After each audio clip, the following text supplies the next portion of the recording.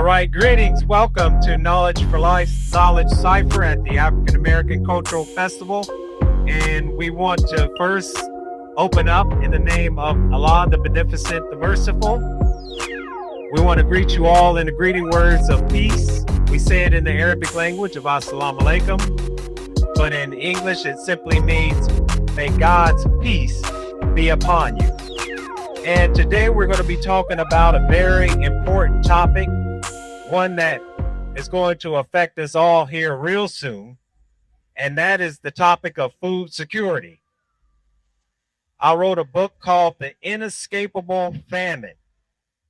And in this book, what I outlined was a famine that the Honorable Minister Louis Farrakhan said will be the worst that will ever be written of in human history. And we have to ask the question, how is this going to happen? Well, in the book, I outlined a number of things that are converging to what you could call a perfect storm when it comes down to famine. So in history, really, we see famines that were caused by extreme weather, famine that was caused by corrupt political empires, extreme famines that were caused by drought, and more. But all of these are hitting America right now. I wrote another book called How to Survive a Heat Wave in the Hood. And you may think that these two books are different, but in all actuality, the heat wave that we're experiencing all over the globe is throwing the whole ecosystem out of balance. So the heat is not just affecting us as human beings, the heat is also affecting insects, and it's also affecting farmers in their inability to grow food. Not their ability to grow food, but their inability to grow food. As we can see that when we get rain, it's too much rain. And if we get no rain, it's extreme drought.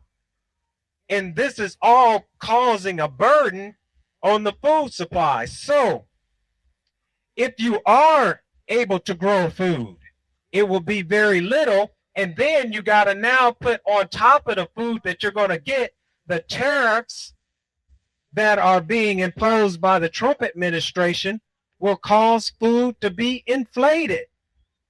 And then on top of that, they got what's called shrinkflation, which means that the packages that you get with food in them, you're paying more for less.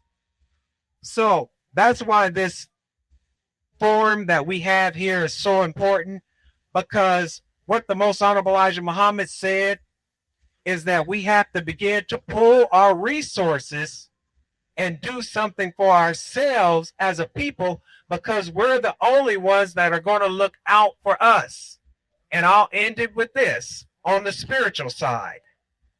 When we read in the scriptures, we read about, I'll point out two characters. Well, there's actually three, but I'll point out two of them.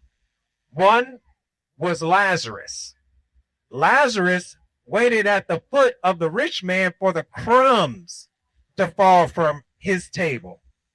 At a certain point, the rich man fell into poverty and couldn't take care of Lazarus, and Lazarus was removed from the rich man's presence by Abraham, and he was brought into heaven while the rich man was in hell.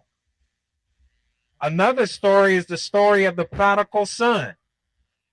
The prodigal son spent all his time sporting and playing, and then a famine arose, and the prodigal son was in such a bad condition that he decided to get up and return to his father. Brothers and sisters, we have to get up, and as the scriptures say, come out of her. Come out of her, be not partakers of her sins, and we have to return back to our culture. That's what this whole festival is all about. This festival is about the African American culture.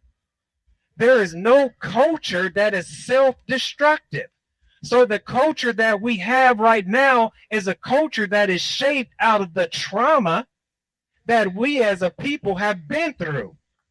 So now what we have to do, praise be to Allah, now what we have to do is recapture our culture, like Bob Marley said. We have to recapture our culture. And what is culture? Culture is a code of conduct. It's a code of conduct. It's how we relate to each other as a people, and it's a way of solving problems. That's a culture. That's a healthy culture. And I want to say this as a people. We are a beautiful people, and we can restructure our culture, but we have to, as the Bible said, we have to renew our mind and come back to ourselves. So thank you all. We have a powerful panel. And so I'm going to go ahead and turn over the mic to Sister Christine, not Christina. Sister Christine Irby, RBY. RBY. Thank you. Hi, everyone. I am from Irby's Old. Am I good? I'm from Irby's Old School Farm. We're located in Trotwood, Ohio. What? Good. Okay. We're located in Trotwood, Ohio. We are primarily poultry farmers, and want to say farmers. Don't think of it as a cuss word. It was a slave word. I need you to understand that farming is no longer a luxury anymore. I need you to understand there's a mindset that comes with farming. I need to know it's a mindset to go with growing. I talked about this earlier, but let me reiterate. When you look on the back of the package and you're saying that long word come bioengineered, put it back. Because you don't know what's in that. True. The second truth is, again, with mindset, you have to grow your own because no one else is going to be able to grow food for you that you're going to trust. That's real talk. We live right across the street from a cornfield or a soybean field. Depends on the year. I am scared of when they harvest that corn. I am scared when they harvest that soybean. That's right across the street from me. And I'm a legit USDA farmer. However, I don't know what they put in that. I don't know what chemicals they blessed with to make all that corn go up. No clue. So I see that to say this. It's everywhere. Believe it or not. It is probably in our culture, in our community. ADHD, not going anywhere until we have the mindset of eating the food we're supposed to eat. Blood pressure, diabetes, sorry, cancer. I have to choke on that one a little bit because that's too close to home. When I was growing up, the best food was the country food. It wasn't even farm food, it was country food. So I say that to as a farmer, as a USDA farmer, you have to grow your own. Start somewhere. Don't start making up excuses, make it happen. I didn't know I was going to have 1,000 chicken last year for the food bank, but we made that happen. So it's a mindset, and our mindset currently right now is killing us slowly. If we're not popping pills and thrills, we're dying off with this. So you have to grow your own. Very good, Sister Christine. Let's go to Brother Gregory. Yes, my name is Gregory Muhammad. I'm owner operator of Oasis Farm. I have 4.5 acres of land off of West 3rd Street on Decker Avenue. I started farming probably 2011 after we purchased the land. Technically, I didn't know that I was going to be a farmer. I grew up, always had a little garden in my backyard, wherever we lived. And as time went on, teenage years, and I became an adult, but wherever I lived, I had a little garden. I went to Tuskegee in 1976. I was thinking about going into agriculture then, but for some reason it didn't happen. But during 1976, I first read a book by Dick Gregory, Natural Diets for Folks Who Eat Cooking with Mother Nature. And he actually set me on the path that I'm on today. I came home in 1978 from Tuskegee, and I first heard Minister Farrakhan.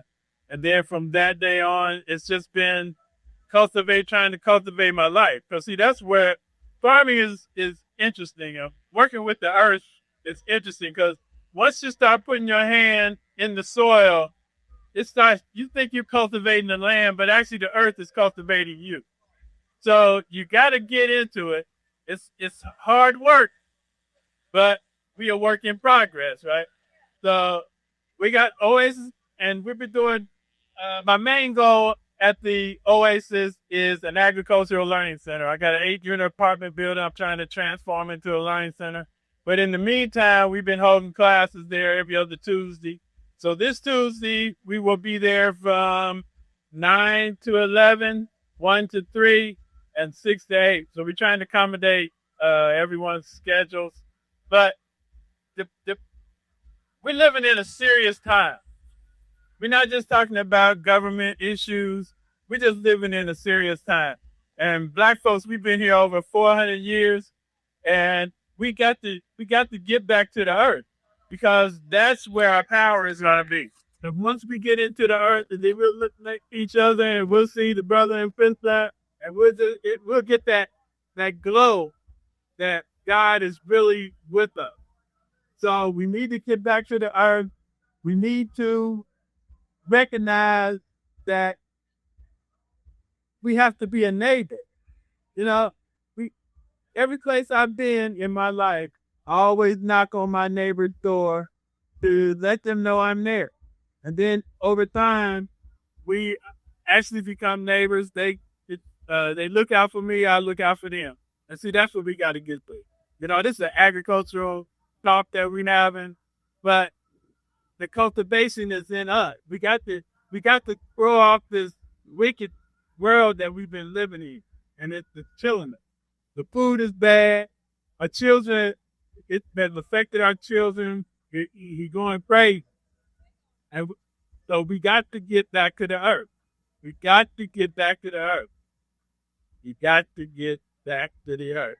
So if you can, come out Tuesday, 9 to 11, 1 to 3, 6 to 8.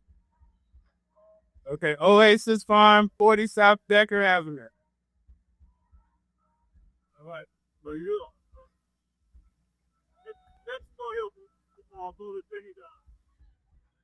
I'm Jimmy Donald, most know me as JD. I'm the founder and organizer of the 40 Acre Project. About a year and a half ago, I partnered with the Greater Edgemont Community Coalition to start what's called the 200-yard program, where we're trying to encourage over 200 residents to start their own grow operation in their backyard. We also partnered to consign what was formerly the Dayton Urban Growing Farm, which is now currently 40 Acres Farm, where I hold my main grow operation out of. Altogether, we have about 6.5 acres that we're activating slowly but surely. I'm also an activist, a community builder, community organizer. The reason I got into agriculture as it stands in the present is for self-sustainability. There's a number of reasons that I'm in, but I teach and I mentor the disenfranchised men on how to be self-sustained. And a lot of that comes from me being formerly incarcerated. A lot of what I do now is fixed in the lifestyle that I sort of left for myself after some of my decisions. And a lot of times when we come home, just existing is what people sort of tolerate from us. And me, I want people who, even when we come home, to have a chance to actually thrive. Well, we close a lot of doors when we make certain decisions. And so we can't deal with on how things are supposed to be a lot of time in the community as a standard ex-convict felons returning citizens. We have to be able to take things in our own hands and build our own. And the staple, the first pillar in that is being able to feed yourself, as well as on a political front. The biggest way to sort of circumvent the government is to take powers. and being able to grow my own food takes a certain amount of power where I don't have to depend on you. A lot of times we get into the food stamps and different things like that. You become so dependent, and the government is able to sort of manipulate us based on what it is that they give us. When we're able to take that power from them, that gives us a little more bargaining chip when it's time for us to come to the table.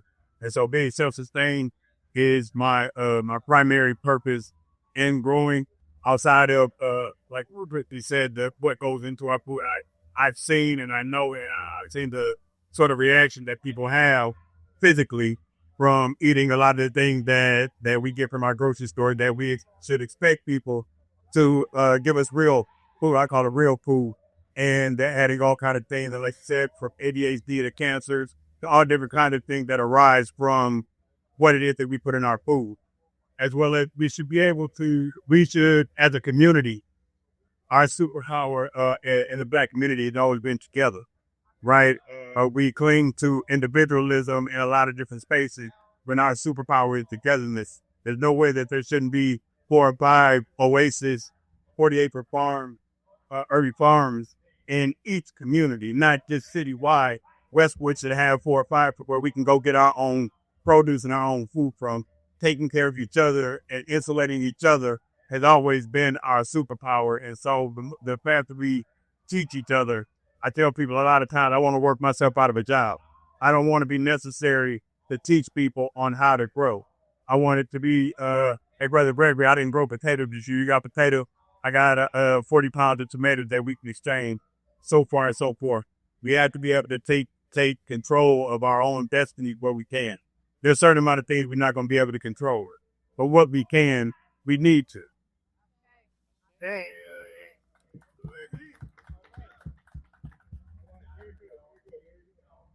Okay, so this has been dynamic. Can you ask, are you okay out there? Okay, Brother JD was sharing with us what to eat. Oh, bring Sister Vaya. Yeah, Brother JD shared a lot. This brother's an activist. He's making a difference in his community. But what you heard him say underneath was the word power. That's what that brother was talking about, power. That's what this whole experience is. We have got to get power. We got to have the power to control our own destiny. We got to have the power to control our own food sources.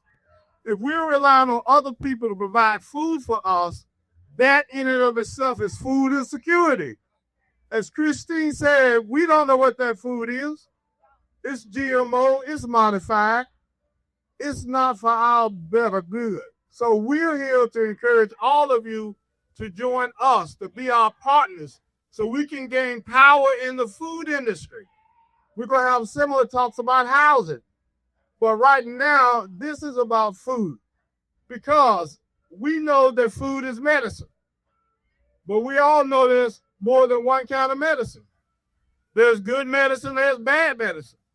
So food can be bad medicine if you're making bad choices, but a lot of us don't have choices.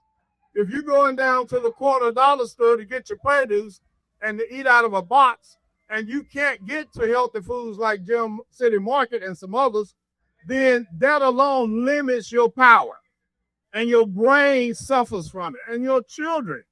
Can you imagine what happens when you raise a child on this food that is of no nutritional value? That kid is compromised for life. And then we wonder why our kids have ADH. That was mentioned already. So we're going to think food is power. But understand, bad food is bad medicine. Good, healthy, organic food. This is what they're talking about, organic food. Best, good medicine.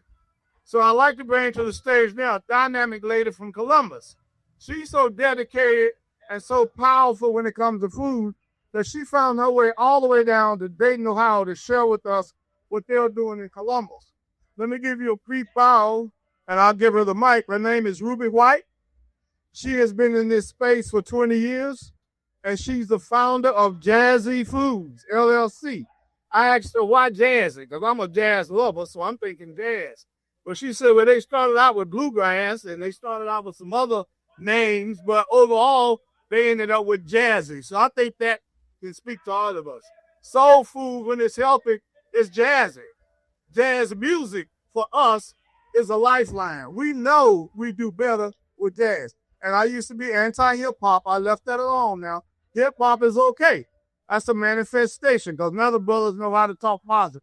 So this young lady has been in this space for 20 years. She's done a strong course of Bridges Plant Science. She's actually a landscape architect. She engages in the community with a special focus on power in historically marginalized community. Is Dayton a historically marginalized community, folks? Is it? Is this a historically marginalized community? Then we need her. Thank you for coming down.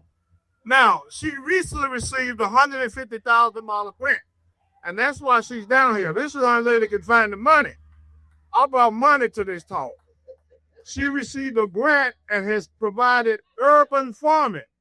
Now, I like the brother saying they bought 4 acres and the other brother got 6 acres, but everybody got a backyard, and everybody got a rooftop. And we got a lot of vacant properties all over Dayton. So when you really talk about urban farming, creating green spaces, you're talking about us growing healthy food on these lots. We got to test the soil. We may have to enhance the soil. We can't go into a landfill and grow healthy products. But some of us might be doing that if you have not tested that soil. So we want to test the soil. We want to make sure we rotate the crops. We want to make sure we grow on the crops in a healthy way. Miss Ruby White can tell us how they do it all, and she can tell us where to find the money. Sister White. Thank you. That was an amazing introduction. I appreciate it, Dr. Brown. Again, everyone, I'm so happy to be here. It's my first time actually at the Dayton African American Cultural Festival, and it will not be my last. I've seen too many vendors. But yes, I am from Columbus, Ohio, born and raised. I went to Hampton University and got my Bachelor's of Science in Marine and Environmental Science. At that time, in the early 2000s, sustainability was not yet a term. Environmental justice was something that was sometimes on the news, but mostly unheard of at that time. And it's just something about that moved me. When I went to my professors at a HBCU, mind you, to talk about environmental justice issues, they told me that was not a traditional science issue. I need to speak with the social sciences. And so there was this separation of environmental science and environmental racism. And I found this, I just couldn't let it go. And so I moved to DC after graduating and got into environmental justice work with the EPA for several years. This was during the time when George Bush was president. So we were a bit limited in what we could do, but it did help to frame the landscape for the work I would later on do back in Columbus, Ohio. I started Jazzy Grains in 2008 with the sole purpose of introducing Columbus to vegetarian soul food. That was it. It's turned into community food education. How can we get our people to embrace healthy plant-based eating without showing where the food is coming from? And so 7 community gardens later, a $50,000 USDA grant for a edible schoolyard project, and also be approved by the state to have reimbursable summer food meals that were completely from scratch and plant-based. We saw how children, their behavior improved. We saw how excited they were because we were excited to introduce this new way of eating. And it got to a point where their palate changed. In some of our youth programs that were plant-based. If we did not have lemons and limes for the water, they had a problem with us.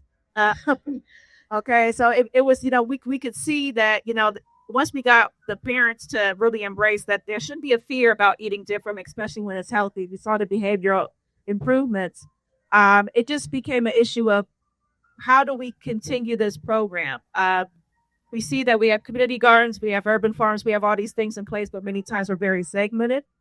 And I got into a design way of thinking, which is why I chose landscape architecture with the sole purpose of improving our food systems, especially in African American communities.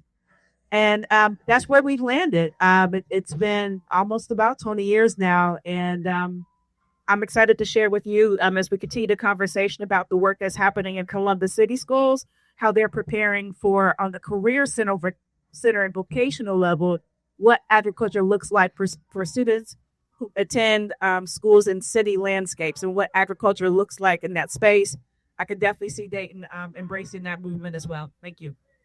Okay, let's hear from Ms. White. Now we need audience participation. Because again, we want to come out of here with a work plan. We want to build power in West Dayton, in North Dayton. We're going to use power. We use food as our power base. Where the brother mentioned that it looks like, from his perspective, Brother Gregory Muhammad, that if you're working with soil, it enhances your mental health. Can you speak more to that, brother? I don't need to put you on the spot, but you did. I'm just trying to figure out how to word it. It's still the truth. I'm not a biologist, but I love biology, so I got some of that in me. And so I'm gonna say secondhand, I was told that when you put your hands into the soil, there's a bacteria that gets up under your fingernail, and I can't call the name of it. I was told, but there's a bacteria that gets under your fingernail that soothes and calms your mind. So that's one of the reasons. And then just to be able to focus on growing food, just having a different mindset. It's peaceful being out in the garden, and you just have you just start getting into God when you're into the soil. Yeah. Hello, how you doing? I'm Curtis Peanut Johnson, community leader. One half of Fishing Network at Chill. We help small businesses go from EIN number audit business funding. We're not here to talk about that. The question I want to ask for you, because something I'm trying to work on when it comes to our children is I'm trying to think of something that'd be easy and fun for them to actually make at home. Do you have any suggestions? Maybe the whole panel can answer this. Something like they can easily make at home, something like they can actually eat as well. Because again, I mean, like growing plants and, beautiful orchids and stuff like that, you can't eat those. What's something you can actually make at home? Take it up, right? Something you can make at home that's edible that the kids can make.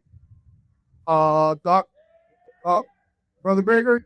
If we're talking about gardening, first you're gonna have to recognize that you got patience enough to watch a seed grow, So children, a lot of times, they don't have that kind of patience.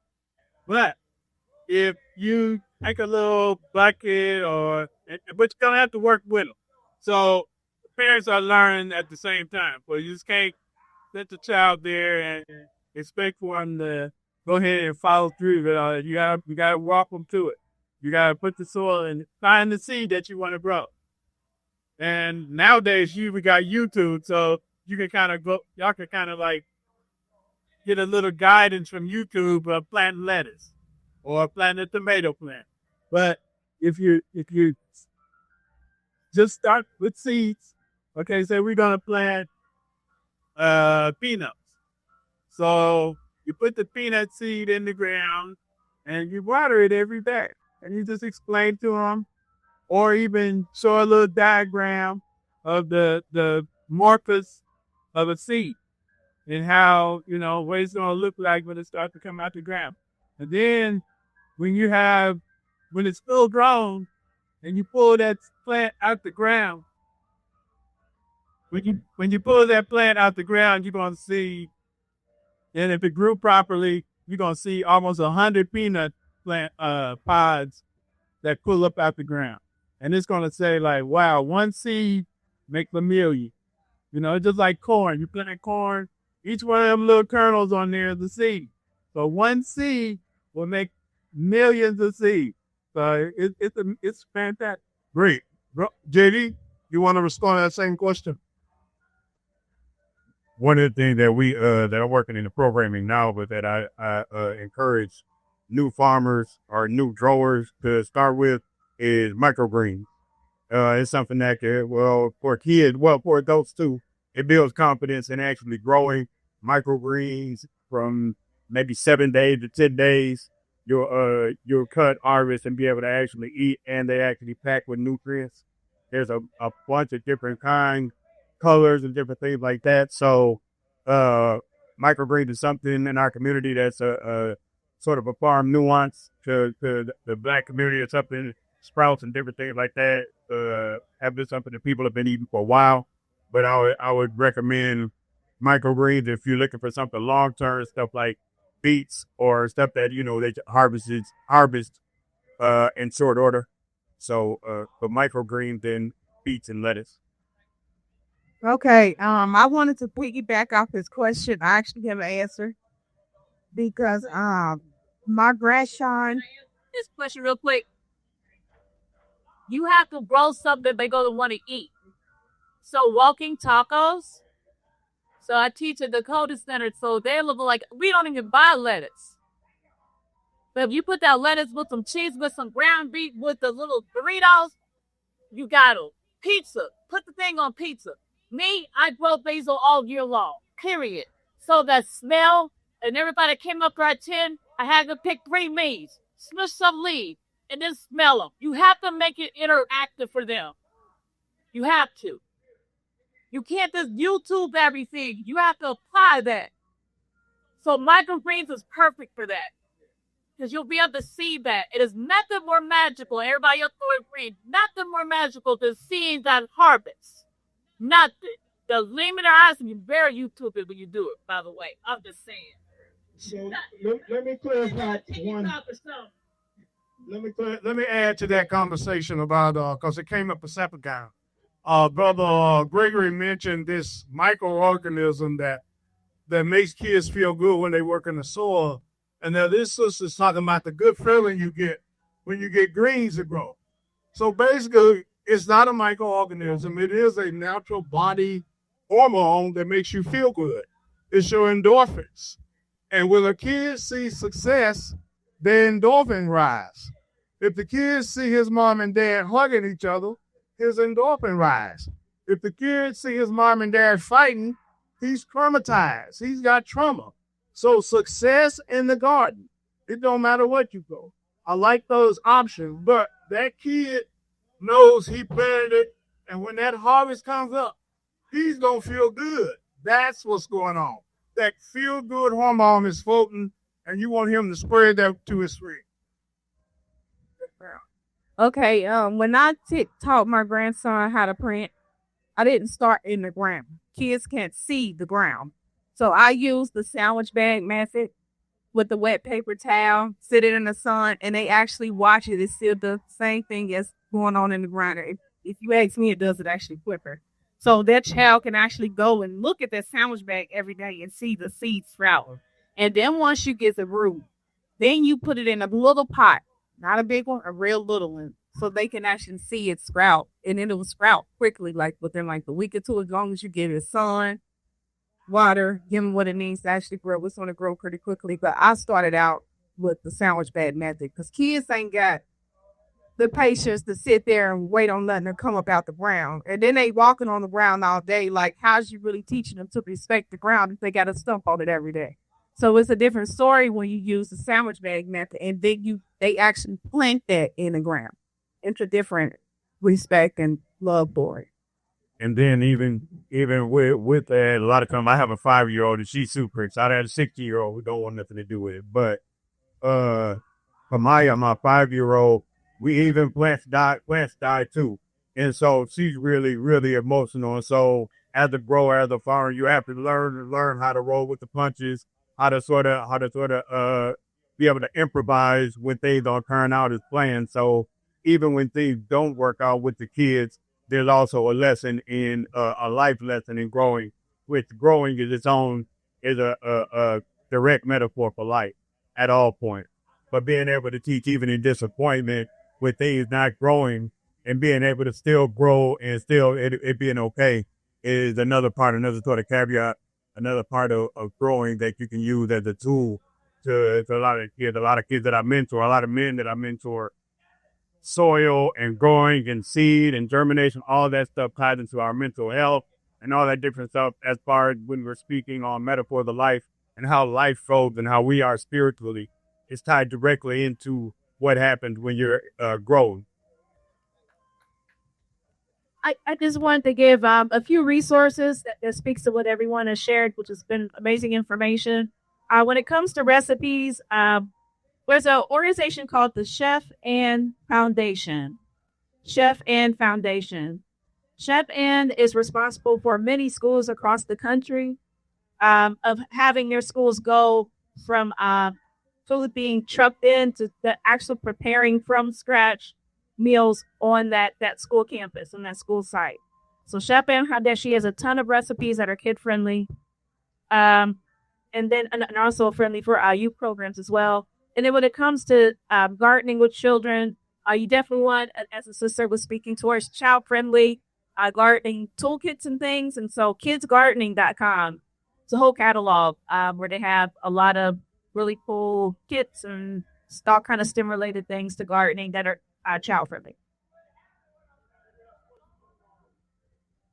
Well, I just had a statement. The beginning of all of this starts with knowledge. Our community is lacking because of knowledge. And in the basis of having a better health system in our community begins with knowledge and understanding. I heard my sister up here, you had said something about loading tacos or something like that. Walking taco. Okay, but you had said something about Doritos. And that's one of the. Okay, but right. So what I'm saying is that in stuff like that, those are small things that add up to becoming big things or big problems because it has the neurotoxins in it. It has the MSG in it. Those are things that disrupt our system and also causes mental conditions in our community as far as behavior in our children. So when we put a lot of these things in our body, it builds up toxins and it causes certain behavioral reaction. So to empower that, to counter that, we should always avail ourselves to a simple tool of knowledge, which is called the Final Call newspaper. And in the Final Call newspaper, every Black person in America should always get it. It's only $2, but it also has health tips and called How to Eat to Live. And it can empower your whole family. It can get you on the right path of what to eat and what not to eat. And it also have health sections in there about other tips and things of proper medications and things of that sort. That's what I wanted to add. Thank you. Knowledge is power. I said we're talking about power. Knowledge is power. Any more questions from the audience? This is the time to ask the experts if you got a question. Let me respond. Okay, come on up. But the brother raised a good point, and the neurotoxicity from Doritos. And we know that if it's in a bag or if it's in a box, it's probably not healthy. So what's an alternative to Doritos where you can still get that kid engaged? Do either of you have an idea? I mean, are there gluten-free, organically prepared, healthy Doritos? Or do we, because the kids are liking that. These kids, they got to get a buy-in. So is that a possibility? Maybe that's a challenge where we can produce a healthy Dorito. What's the panelist comments on that? I would say that, and this is coming from an uncle who's had a vegan restaurant in LA for many years. And he said, how to reach people is with vegan and plant-based food is you have to reach them through texture and taste. And so it's not necessarily replacing the Dorito, but what's something that's of a similar flavor? Kale chips. If you have a dehydrator, you can make kale chips and season them in a way that's just like Doritos. So you're getting that crunchy texture, but also that kind of salty, spicy flavor as well. And then the pita chips as well. They, especially fresh out the oven, actually even better texture than Doritos. But it's just about, matching that texture and taste is how you can get people that embrace plant-based eating more often. And also as time goes on, there's more and more access to healthy alternative, and a lot of them there's a base level of what it is they offer you, and then you can sort of, like you said, season to your taste and different things like that. With mine, like at home, more times than not, instead of trying to totally eliminate something, I just try to keep adding healthy things and try to squeeze it out, and opposed to just a hard stop. Because even me, there's a lot of things that I shouldn't eat that I do. But I do try to keep adding more and more healthy stuff and to start squeezing more and more the toxic stuff out. And one thing, one thing what we're going to have to learn how to do is make our own food. We can't let the enemy keep feeding us. So we can make a triangle chip. Just don't call it Dorito. If you call it Dorito, then you think the white man chip is better than yours. It's like we've been psychologically crazy. There, stop. Anyway, just don't call it the Dorito.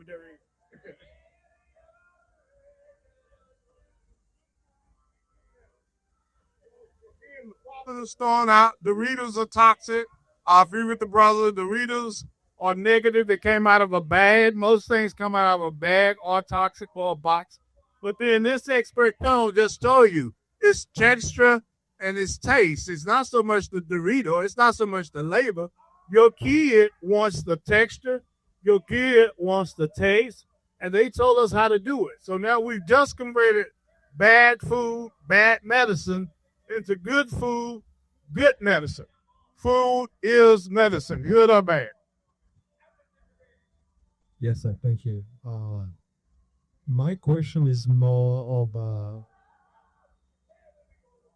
My question is more of the participatory aspects in your agenda. What stats do you have, or how participatory are students, let's say high schools, within the community gardens and the other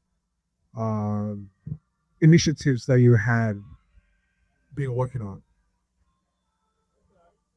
Question is, how are we going to involve and get more participants involved, which is the purpose again. That's what Brother Steve Muhammad wanted out of this. How do we get people to buy into your various programs? They're eager, we stimulate them. Now, where do they start? Well, I want to say this. We're going to be forced to do it. There's a video on YouTube called The Power of Community, how Cuba survived the peak oil price. And in that video, it just really should get a chance to watch it, go watch it. It's called The Power of Community, how Cuba survived the peak oil price. And back in the 70s, when the Soviet Union fell and they were sending oil to Cuba, and the quantity from Russia to Cuba fell drastically, so they had to ration their fuel. And so they couldn't use their big combines and all their motorized vehicles that ran on gas. So they ended up, a lot of their people almost starved to death. And they ended up going to community gardens to help feed the people. And they were the government was giving people land to cultivate, and now they're the masters of it. So they're an example of what we're about to go through. And if we don't get up and do something for ourselves and come together as a community, we are really going to suffer. And those of us who are trying to encourage community gardens and growing in our own space, we need to come to those classes at Edgemont, at the Oasis, at Narrowway Farm, any local growers that you can talk to, have them come give you advice. In short. Okay, I have one more question. It's all good. So, you talk about taking soil samples, correct? In order to find out what's the average turnaround to go from, let's say, a abandoned house to turning into an actual farmland. What is the time frame turnaround? Well, that depends on it depends on what was in the materials in the house and different things like that. But just say we were on quote unquote bad land, the house got torn down, and we had to grow on there. What I would do normally is what we do no-till farming and regenerative farming at 40 acres. So what I would do is just to give you an exact example, is cut down where I was going to grow at, that couple layer of cardboard down, get some healthy organic soil, compost, and stuff in there. Cover crop, getting life in the soil is what health fix it most, right? And getting living organisms, creating microbiome and microorganisms into your soil. Not to get too sciencey, but soil health is important. And so regenerative farming is not a rush thing. It's something year after year that you do. We're at about 18% organic matter at 40 acre farm, and it takes a fair long time to get to that, but it's just a practice and a relationship with the land. When you start talking about putting your hands in the soil and different things like that, yes, it does go feeling like a happy feeling, but being connected to that soil, that energy is real, right? And so we're not going to have the luxury in a lot of spaces to choose good spaces to grow from. And so starting from zero, like I said, I will start no-till system with a bunch of new and good organic matter in the system. And to the brother's question before you, there's a number of different reasons on why people want to eat food that they grow themselves. And so I really feel like appealing to different demographic sensibility on why it should be, you know, whether it's health, whether, like me, I'm cheap. So it costs less to grow my own, as well as I know that being able to take care of myself as a ex-con is something that's not a question, right? And so the first place to start is being able to grow my own food and not be able to have somebody dictate when and where it is that I eat. I wanted to just talk on what Brother Gregory was saying as far as us being forced to grow our own food. One of the things I think that we have to begin to realize is that one of the first possessions that God ever gave to Adam was to till the soil. One of the things that we have to realize and ask ourselves today as a people is we have to ask ourselves is why are our women dying in childbirth? Why are our babies dying in the first year of life? We have to ask ourselves as a people, why, black man, has your sperm weight dropped?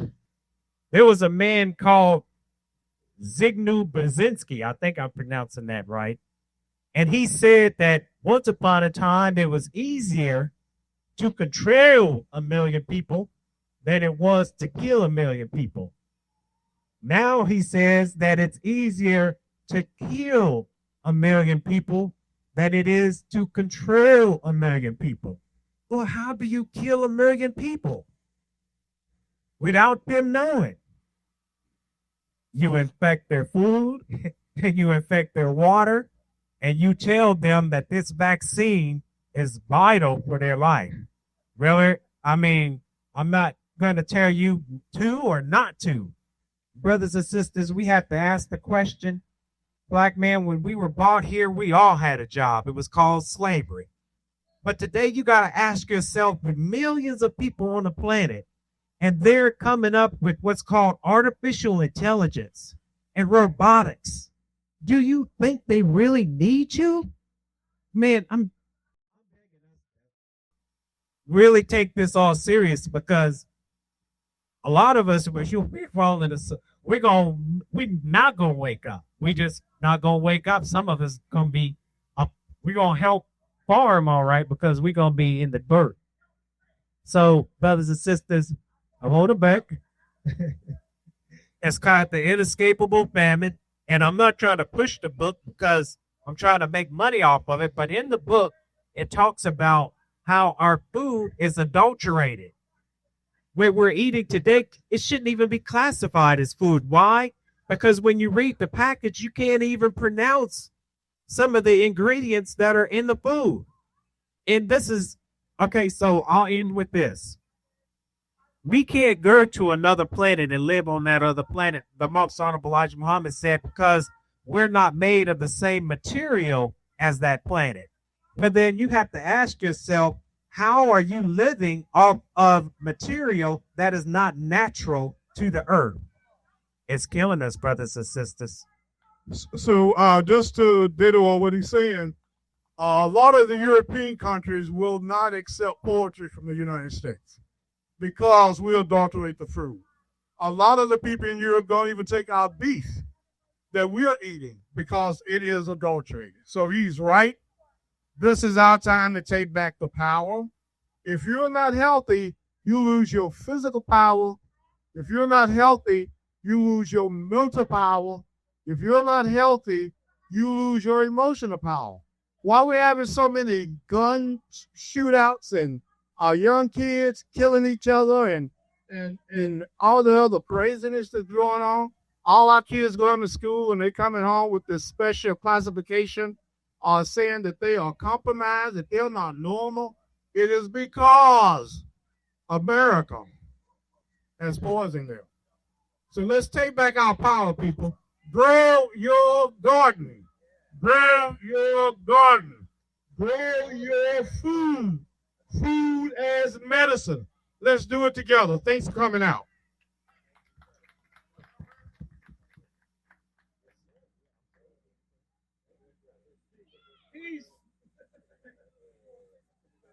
I did want to see a couple things. Melons came from Africa. So when we come about that slave stuff, we brought our own food because we didn't know. So your watermelon, your cantaloupe, your okra, that came from Africa. That did not originate from here. And stop buying seedless food. Oh, okay. Don't buy seedless food. It's not natural. It should be with this dumb boy. And bioengineering, if you can't spell it, don't eat it. Let's give it up for Dr. Brown. Let's give it up for Wonder the panel. Sister, did you? Oh, I think we still rolling. Go ahead. Did you? Oh, okay. Yes, I just wanted to just put on your radar that I was recently hired to teach the only agricultural and environmental science vocational course in the city of Columbus. And we're piloting this program because they're going to have this statewide program called Energy. It's called Energy. And they're going to put everything in there that's agricultural related, climate justice, sustainability, regenerative agriculture. All of these terms that you're hearing, they're going to put into this one program. And our rural schools are prepared. They're prepared to have these in their vocational and programs in their career centers. And city schools are having to play catch up. The good news is city schools are embracing these topics from a city perspective. So different forms of farming like pond aquaponics and indoor growing.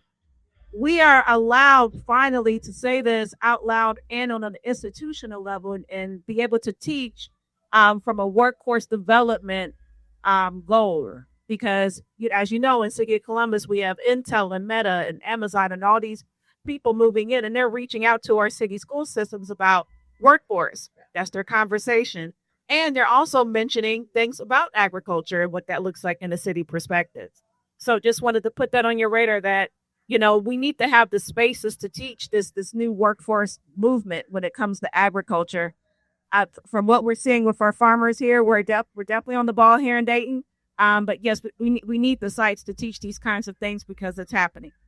Can you bring that program to Dayton Public Schools? Yeah, yes. For the energy program, it's going to be all across the state. It's just a matter if that city school system can keep up with the curriculum. Let's give it up once again for our panel. Let's give it up for our engineers, our sound engineers. They worked it through because we was having some issues at the beginning. They made it happen. Let's give it up for Brother Shaq, Sister Ashley, all of the here for the African American Cultural Festival. They are a wonderful, beautiful group of people. And so with that, may God continue to bless you all with the light of truth and understanding. If you want my book, it's a rack over there at the table, and you can download it. It's an ebook, and it's going for $5. $5 is a sale right now. God bless you all. Assalamu alaikum.